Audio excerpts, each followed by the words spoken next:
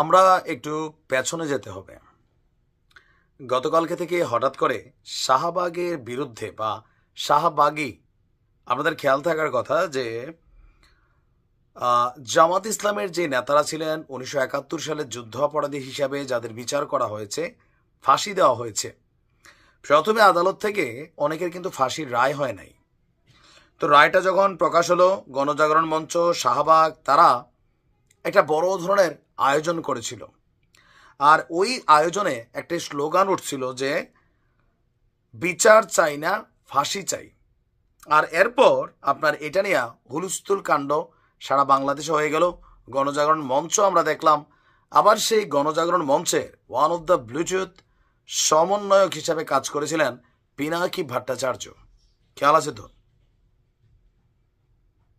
জামাত নেতাদের ফাঁসির পেছনে বড় ধরনের একটা ভূমিকা কিন্তু তৎকালীন প্রেক্ষাপটে পিনাকি দাও রেখেছিলেন। বাট এই ঘটনার জন্য তিনি আজকের দিনে এসে এটা নিয়ে এর আগে একবার এই সরকার পতনের পর যখন শাহবাগী এবং গণজাগরণ মঞ্চ নিয়ে কথা উঠছিল, তখন তিনি নিরঙ্কুশ ক্ষমা প্রার্থনা করছিলেন তার কৃতকর্মের জন্য। আর জামাতের নেতাকর্মীরা তাকে হয়তো ক্ষমাও করে দিয়েছে। যাই হোক, বাট ওনার ক্ষমা হলেও তৎকালীন প্রেক্ষাপটে ইমরানের সরকারের অন্যতম সহযোগী লাকি, সেই লাকি কিন্তু মাঠ গরম করছিল কাপাইয়া কোপাইয়া। পরবর্তী সময় আমরা দেখেছিলাম জামাত নেতাদের ফাঁসি হয়েছিল। তো আজকের এই প্রেক্ষাপটে শাহবাগীদের বিরুদ্ধে কারা মাঠে নেমেছে? সবাই ছাত্র শিবির সমর্থিত অথবা জামাত সমর্থিত অথবা তাদের বি টিম সি টিম যারা, তারা কিন্তু একজোট হয়ে শাহবাগের সেই লাকির গ্রেপ্তার দাবি করছে। ইভেন তারা মনে করছে যে আপনার এই শাহবাগীরাই একসময় শেখ হাসিনাকে কি বলা হয় যে আপনার মাদার অফ ফ্যাসিজম এইটা তৈরিতে সহযোগিতা করছিল। এছাড়া শাপলা চত্বরে গণহত্যা এবং আল্লামা সাইদি হুজুরের রায়ের পরিপ্রেক্ষিতে গণহত্যার মূল পরিকল্পনাকারী ছিল এই শাহবাগীরাই। শাহবাগে তৈরিকৃত ফেসিবাদী পাটাতনে দাঁড়িয়ে শেখ হাসিনা জুলাই সহ যত গণহত্যা চালিয়েছে, এর দায় অবশ্যই এদেরকে নিতে হবে। যদি এদেরকে নিতে হয় তাহলে পিনাকি দাও কি আসলে সেই জায়গা থেকে বের হতে পারবেন?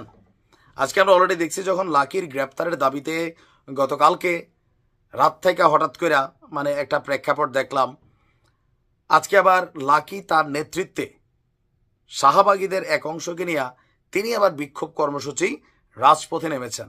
আসলে প্রেক্ষাপট কোথায় যাবে? যাবে একটাই, লাকি গ্রেপ্তার হবে। বলে ভাই কেন? আগেই বলে দিলাম, এই মুহূর্তে যে সরকারটা ক্ষমতায়, যারা সরকারকে পেছন থেকে চালাচ্ছেন, যাদের ইশারায় সব কিছু হচ্ছে, ইভেন সরকারেরই একজন বড় ধরনের সমন্বয়ক যিনি মাস্টার মাইন্ড মাহফুজ, মব জাস্টিসের গুরু হিসেবে ঢাবি শিবিরকে দাবি করছেন বা দায়ী করছেন, এই সকল কিছু মিলিয়ে জামাতের যে নেতাদেরকে ফাঁসি দেওয়া হয়েছিল সেই ঝাল কিন্তু জামাতের ভিতর থেকে যায় নাই, শিবিরের ভিতর থেকেও যায় নাই।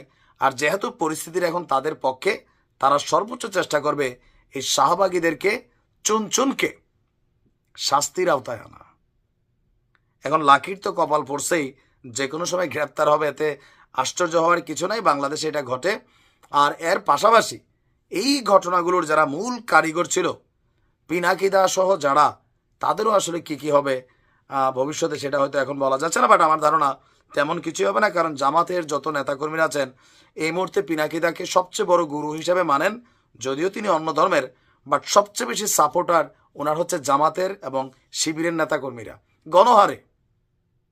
কিন্তু সেই শাহবাগের ঘটনা, গণজাগরণ মঞ্চের পেছনের বড় একজন কলাকুশলী ছিল পিনাকি দাই। এখন লাকির বিচার হবে, পরবর্তী সময় আবার আওয়াজ উঠতে পারে পিনাকিদার। বাট আমার ধারণা জামাত ওনাকে ক্ষমা করে দিয়েছে, উনি ওনার কৃতকর্মের জন্য সরিও বলছিল। কি ঘটে বাংলাদেশে জানি না। ভালো থাকুন।